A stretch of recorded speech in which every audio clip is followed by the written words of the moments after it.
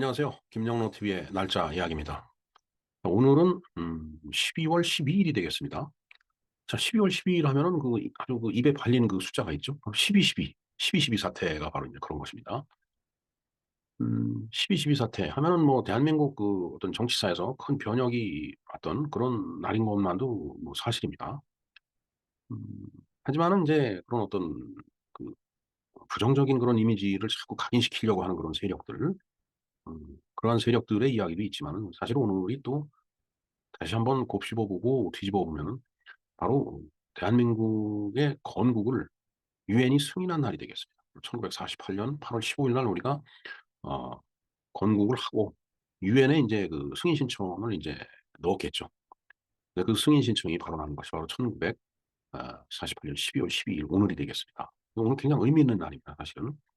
어 유엔이 유엔이라고 하는 것은 인제 지구상에 있는 모든 나라를 포함하는 거기 때문에 지구상에 있는 모든 국가들이 한반도의 유일한 합법 정부로 대한민국 정권을 그 그러니까 나라와 국호를 인정하는 그런 날이 되겠습니다. 굉장히 의미 있는 날이죠. 자, 그런데 인제 이 12.12 때 인제 바로 군사 반란이 있었다라고 인제 아주 말이 많습니다. 최근에 뭐 5일 서울의 봄이라는 어 그 뭐라 그럴까 영화가 인제 이렇게 상영이 되기 시작했는데 개봉을 한 거죠. 근데 혹자는 그런 표현을 하더라고요. 거기서 인제 정승화로 표현된 사람은 굉장히 우유부단한 사람이고 오히려 전두환으로 표현된 사람의 그 연기가 아주 카리스마 있고 어떤 위험한 상황을 갖다 헤쳐나가는 그런 아주 능력 있는 사람으로 묘사가 됐다 하는 그런 말이 있습니다. 그런데 인제 지난달 11월 23일 날이죠. 그날이 인제 바로 그 전두환 전 대통령의 그 기일이기 때문에 그때 인제 제가 전두환 대통령의 그 일생에 대해서 간략하게 소개를 드린 적이 이제 있었습니다. 그리고 인제 그 기일이기 때문에 그러니까 유명을 달리한 지 2 주년이 되는 날이에요.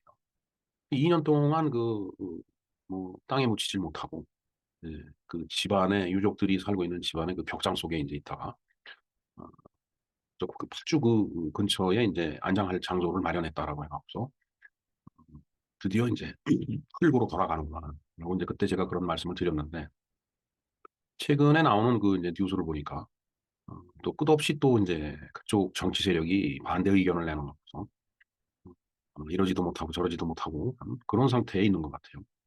정말 사람이 죽어서 묻힐 권리도 없다. 묻힐 권리를 뺏어버린다. 이거 정말 나쁜 일입니다. 아주 이건 비인륜적이고 부도덕한 일이에요. 정말 그 정치가 뭐고 이념이 뭔지 그거에 따라서 일국의 대통령을 이제 두 번씩이나 한 그러한 어떤 역사적인 인물이 뭐 아무리 무슨 말을 하더라도 역사적인 인물인 것만은 사실이에요. 대한민국의 정치를 일정한 시간 동안 끌고 왔던 것도 사실입니다. 그건 아무리 부정해도 그게 지워지지는 않아요. 전직 대통령으로서 인제 국립현충원으로 가지는 못할 망정 본인이 그 유가족이 원하는 그런 장소에도 묻힐 권한을 지금 뺏어버리고 있다라는 그런 아주 어 부도덕하고 비인륜적인 그런 일들이 지금 작금에 이 땅에서 벌어지고 있다라는 생각을 할 때 정말 씁쓸한 마음을 금할 수가 없습니다. 네, 오늘 유엔의 대한민국 건국 승인과 그다음에 12.12에 관련된 그런 이야기를 잠시 나눠 보는 시간을 갖도록 하겠습니다. 네. 12.12 사태가 무엇이었느냐. 정말 참 한마디로 정의하기가 쉽지는 않습니다.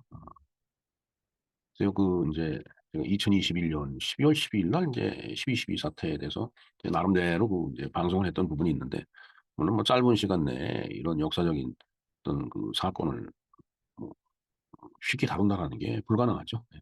어찌 됐든 12.12 사태에서 인제 설명을 드린 부분이 인제 있었는데 그 부분에 대해서 그 영상을 제가 주소를 링크를 걸어 놓을 테니까 뭐 관심 있으신 분은 좀 참고를 좀 해 주시기 바랍니다. 그리고 아까도 말씀드렸지만은 인제 최근에 개봉된 그 서울의 봄이라는 이제 이 어 영화가 있죠. 뭐 이 영화 내용에 대해서도 이거 링크를 걸어 놓겠습니다. 뭐 양쪽을 뭐 인제 동일하게 봐야 되겠죠. 예. 글쎄요. 여기 보면은 인제 이제 배우들의 모습이 썸네일에 잠깐 나와 있는데 어 이 내용은 12.12인데 또 서울의 봄이라고 또 그 제목을 붙였어요. 우리가 기억하는 서울의 봄은 인제 저때가 아니죠. 예. 그 이후에 인제 80 년이 돼서 인제 서울의 봄 뭐 이런 말이 나오는데, 음 그 전해인 79년 12월 12 일에 있었던 사건을 극화하면서 왜 서울의 봄이라고 제목을 붙였는지는 저는 잘 상상이 가질 않습니다. 뭔가 자극적인 그런 효과를 위해서 그러지 않았나 하는 생각은 들어요. 음 네. 12.12 79년 10월 12일.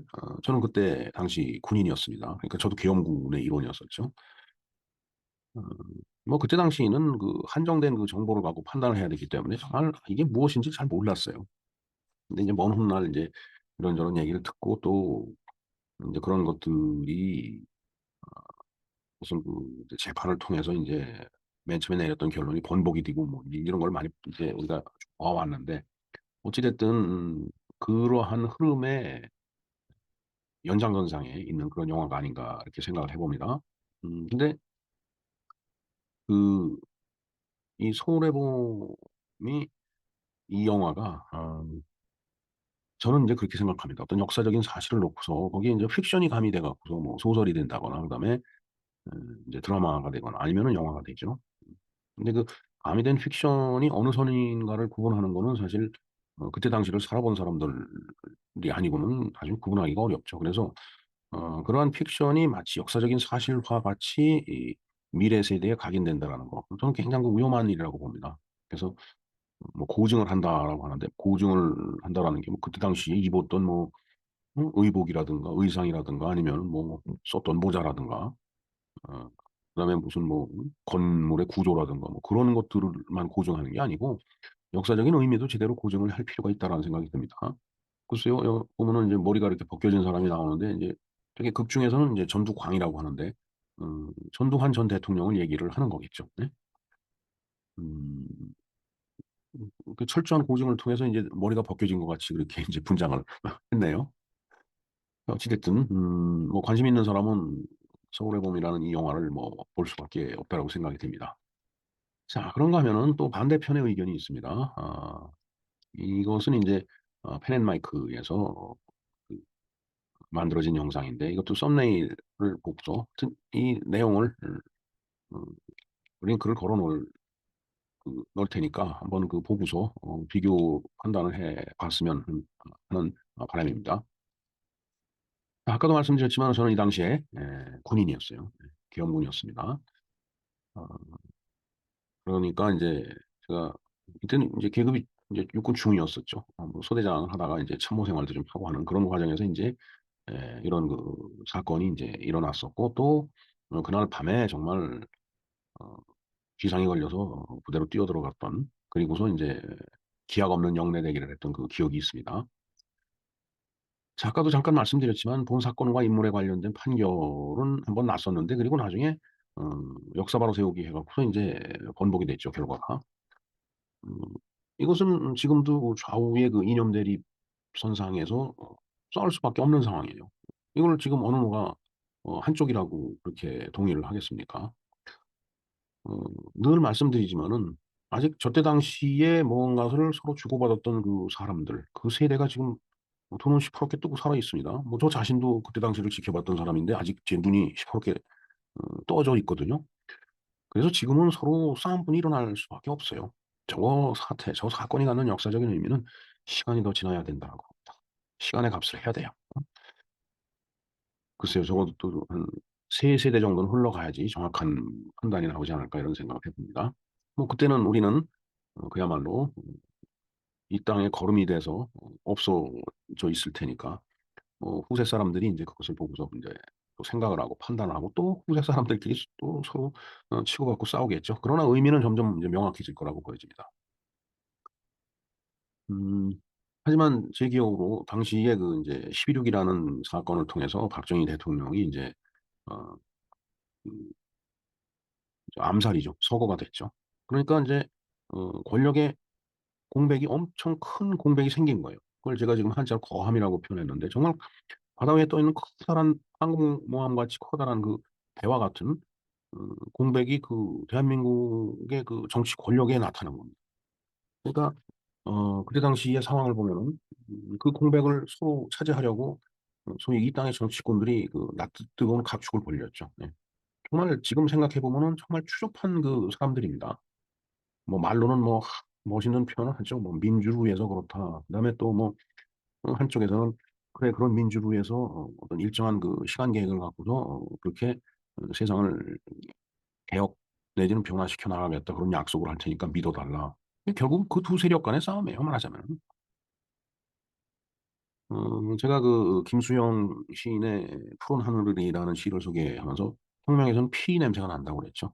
정말 어 그래서 그랬는지 모르지만 정말 무력이 동원된 그런 사건이 바로 이 12.12 사건이 되겠습니다. 그 쿠데타죠. 소위 뭔가 어 헌정적인 질서를 지키지 않고 권력이 뒤집혀지는 걸 그걸 쿠데타라고 부르죠 우리가. 예. 그런데 쿠데타라고 하는 것도 결국은 저는 인간 세상의 힘의 흐름에 불과하다고 생각을 합니다. 뭐 헌정 질서라고 얘기하는 것도 다 인간이 만들어내는 거고 우리가 제가 지난달에 단동을 다녀오면서 거기서 우야도를 보고서 '아 이성계 장군이 여기서 정말 군사를 회군해 갖고서 이제 내려가서 역성혁명을 일으켰다.'라고 얘기를 하는데 그게 바로 쿠데타죠. 근데 지금 이성계 장군을 놓고서 쿠데타를 일으킨 역사에 잘못된 이렇게 평가를 하고 있지는 않아요. 응? 새로운 세상이 열린 겁니다, 그걸 통해서. 그래서 이것이 헌정 질서를 지키든 아니면은 어떤 이런 어떤 군사적인 변혁이 일어나든 그거는 그 시대 상황이 그냥 그대로 반영된 힘의 흐름이라고 봐요. 물론 어 힘의 흐름이지만은 이게 무력으로 해서 정말 총칼 들고서 어 사람을 제압하고 이러는 행위는 잘못된 거죠. 네. 그러나 그거조차도 그 세상을 구성하는 힘의 권력의 상태가 어떠냐에 의해서 결정되는 거라고 보여집니다. 마음에 들든 안 들든 그건 역사적인 사실로 남겨지는 것뿐이에요. 그래서 어떤 의미든 도덕적인 잣대를 들이대는 것이 좋고 나쁘고를 떠나갖고서 비현실적인 그런 행위다라고 저는 생각이 됩니다. 그냥 그렇게 힘의 흐름이 흘러가는 것을 어떻게 합니까? 막을 수가 없죠. 예. 무슨 시대 지성이 막을 수 있는 한계를 벗어났더라면 그 방법이 없는 겁니다. 근데 그러한 어 막을 수 없는 상황이라고 하는 것을 잘 뜯어봐야죠. 과연 누가 어떤 쪽에서 무슨 일을 했느냐. 어떠한 일을 했기 때문에 어떠한 행위를 보이고 어떠한 말을 이렇게 대중들한테 떠벌렸기 때문에 힘의 흐름이 그렇게 흘러갔느냐. 이거를 잘 생각을 해야 되는 거죠. 아까도 정말 추접한 정치 권력의 싸움이라고 말씀을 드렸지만은 정말 그때 당시에 이 삼김으로 대표되는 세력 그리고 어 대통령으로 선출되는 최규하 대통령의 이제 세력 그리고 어 인제 계엄 상황이었기 때문에 인제 이제 무력을 갖고 있었던 이 군부 인제 이런 것들이에요. 예 예를 들어서 아주 탐욕에 의해서 이 무력을 갖고 있는 집단이 뒤집어 엎은 거다. 그러면 인제 쿠데타죠. 그런데 정말 그때 당시 상황을 이렇게 되돌아볼 때 정치 권력을 지향하는 어떤 정치가들이 자기가 정권을 잡기 위해서 그냥 온갖 수사를 동원하고 무슨 정말 예를 들어서 뭐 민 어떤 민중이라고 인제 표현을 하죠. 이제 그런 사람들의 어떤 이제 폭동이라든가 이런 것들을 생각했다면 그것도 사실은 정죄받아야 될 일이라고 생각을 합니다. 그래서 이제 그러한 힘의 어떤 흐름이 어떤 힘의 세력이 서로 부딪히다가 보니까 거기서 싸움이 일어나는 것이고 거기서 더 큰 힘을 가진 사람이 이기는 거라고 봅니다. 그래서 힘의 흐름이라고 제가 얘기하는 거예요, 힘의 흐름. 예. 이때 당시에 권력을 잡은 사람 그때 신군 버릇이 인제 지칭되는 이 사람들을 제가 두둔하고자 해서 하는 얘기가 아닙니다. 그냥 '힘의 흐름에 의해서 그렇게 흘러온 것뿐이다.'라고 저는 보는 겁니다. 물론 저때 당시에 저는 계엄군이라고 표현을 했지만은 사실 군인으로서 '야 이건 이래서는 안 된다.'라고 저도 그때 그렇게 생각을 했어요. 그러나 결과는 그렇게 결론은 그렇게 나 버렸습니다. 그리고 나서 또 그 권력이 어 인제 새로운 질서를 만들어 갖고서 또 나라를 갖다가 어찌 됐든 관리를 해 왔죠. 자, 그래서 이제 이 정말 참 서로 그 첨예한 그런 입장을 갖고 서로 이제 대립을 하고 싸울 수밖에 없는 그런 상황인데, 그래서 이제 시간이 좀 지나야 뭔가 이 사건, 이 시대에 대한 평가가 나오지 않을까 그렇게 생각을 해봅니다. 자, 권력에 대한 탐욕. 그 시대를 살아갔던 자들의 탐욕이에요.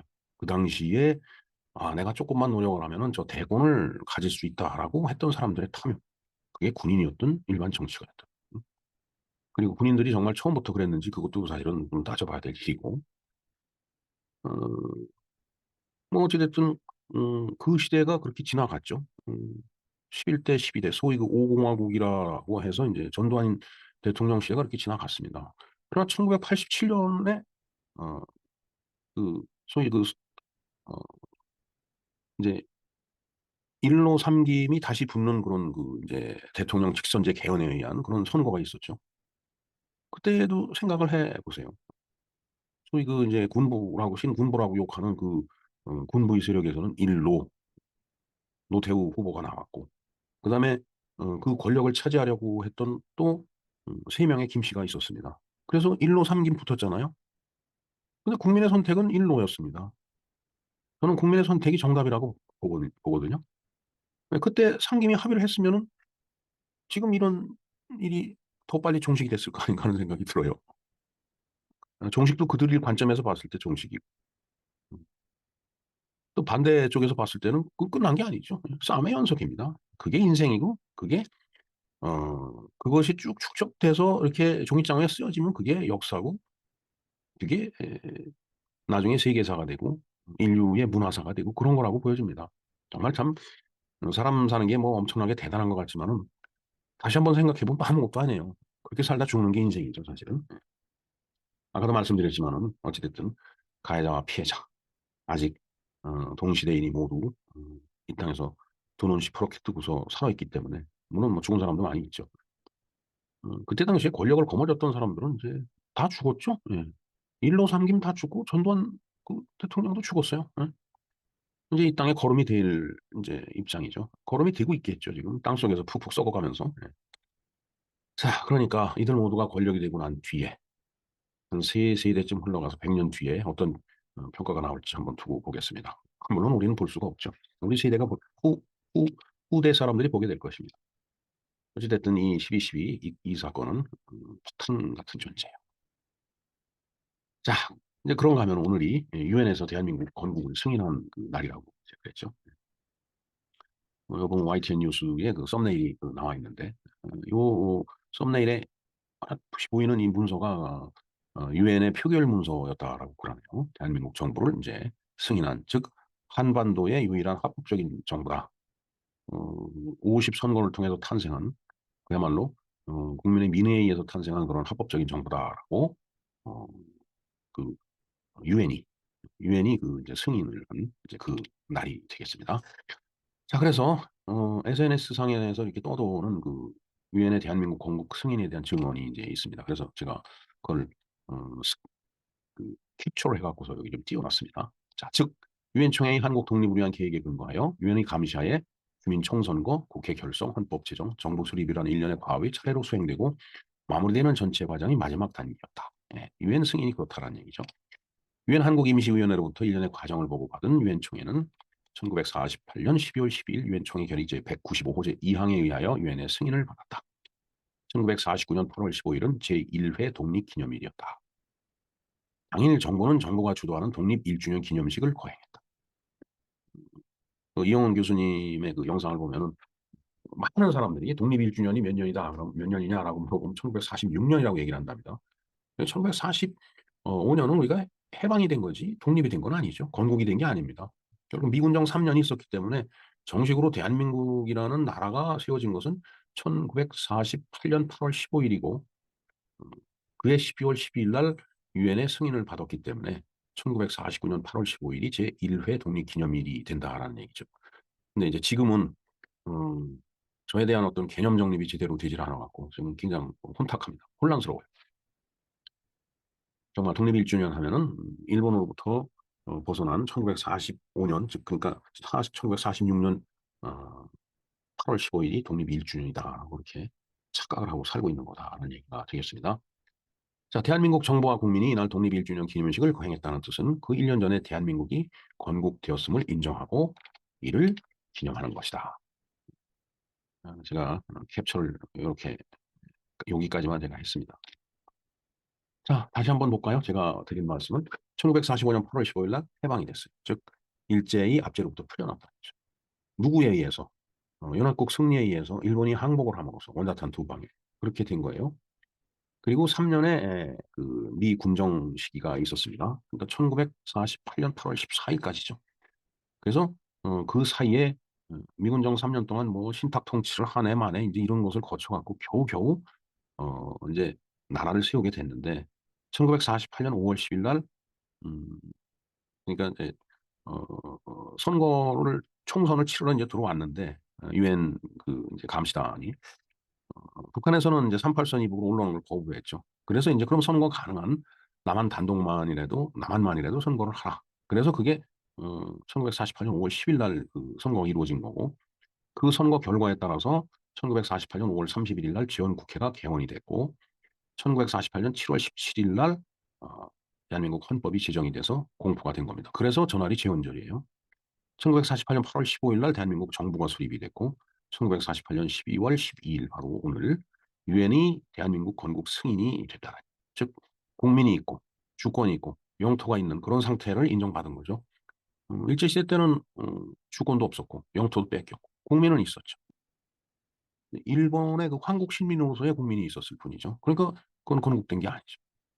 임시정부 그 수립일을 놓고서 뭐 건국일이니 뭐니 건국이니 이런 얘기를 하는데 그거는 이 국제적으로 인정하는 어떤 정치학적인 그 이제 건국, 국민 주권 영토가 있어야 된다라는 거. 이거에 배치되는 일이기 때문에 진정한 그 건국이라고 얘기할 수는 없죠. 물론 우리가 독립운동을 쭉 했기 때문에 그것을 높이 사고 기념하기 위해서 또 그 정신을 이어받기 위해서 우리가 그런 말을 하는 건 좋아요.